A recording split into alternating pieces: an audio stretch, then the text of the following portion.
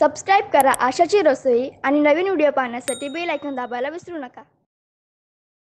नमस्कार, आशाच्या रसोईमध्ये आपल्या सर्वांचं खूप खूप स्वागत आहे।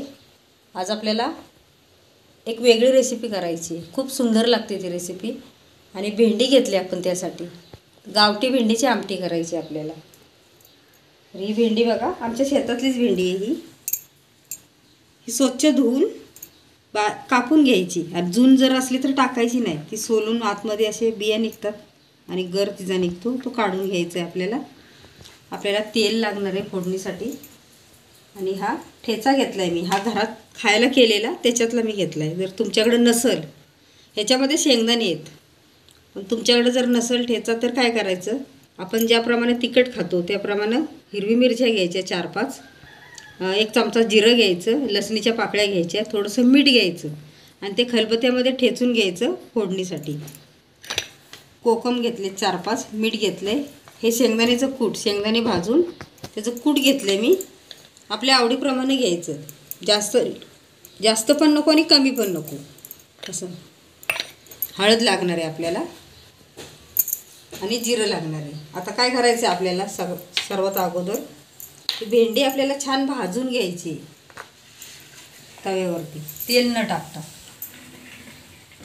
म्हणजे चिकटपणा जो असतो ना तो कमी होतो, याच्यासाठी आपल्याला ही भाजून घ्यायची।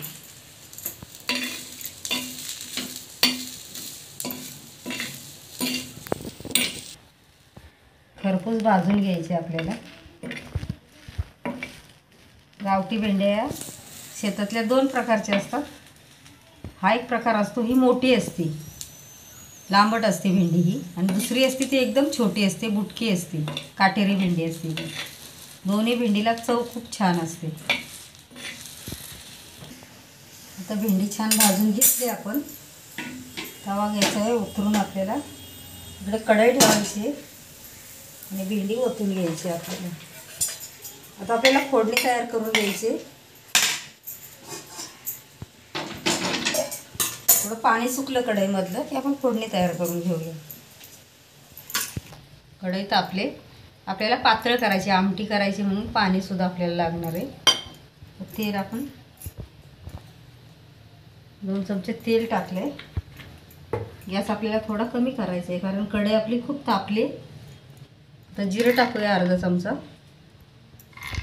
ह्याच्यामध्ये आपण टोमॅटो सुद्धा टाकू शकतो। आणि आता हा ठेचा टाकून घ्यायचा आहे।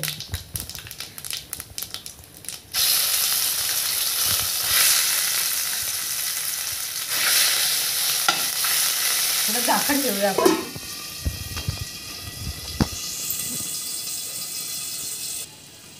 आता आपण ठेचा जरा परतून घेतला, झाकण ह्याच्यासाठी ठेवलं की ते तडतड, फ्रीजमध्ये ठेचा होता त्याच्यामुळे पाण्याचा अंश होता त्याच्यामध्ये, तर ते जरा तडतड अंगावर उडत होतं म्हणून झाकण ठेवले। हळद टाकायची 1 चमचा। आता त्याच्यामध्ये मीठ आहे, त्यानुसार आपल्याला मीठ टाकायचे, थोडं कमीच टाकायचे। कमी झालं तरी चालतं, तर जास्त झाल्यावर काही करू शकत नाही। आता भेंडी टाकून घेऊया। भेंडी आपण घालून घेतली। आता आपल्याला 4-5 कोकमाचे तुकडे ते टाकायचे।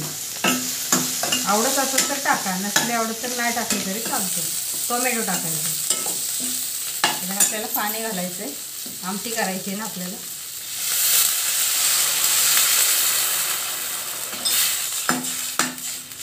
एक ते 1.5 ग्लास पाणी घालते। 1 ग्लास घातले आपण, तर हे आणखी अर्धा ग्लास टाकते। आणि थोडं आपल्याला मध्यम आचेवरती 5 ते 6 मिनिटं शिजून द्यायचे। तर 5 ते 6 मिनिटं झालेली आहेत, आपण झाकण काढूया।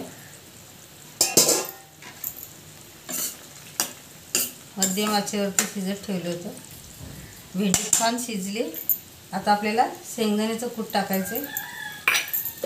शेंगदाण्याचं कूट टाकल्यानंतर आपल्याला 2 मिनिटं परत शिजवून घ्यायचे, नंतर आपल्याला गॅस बंद करून घ्यायचा आहे। आता 2 मिनिटं झालेली आहेत, आपल्याला करायचं गॅस बंद। कोथिंबीर असली तर तुम्ही नक्की टाका। काढून घेऊया। अजिबात तिखटपणा राहत नाही, कारण आपण भेंडी भाजून घेतले.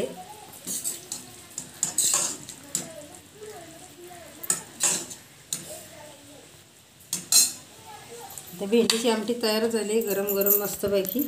याच्याबरोबर आपण चपाती किंवा सफेद भात किंवा भाकरी कुठल्याही प्रकारची खाऊ शकतो.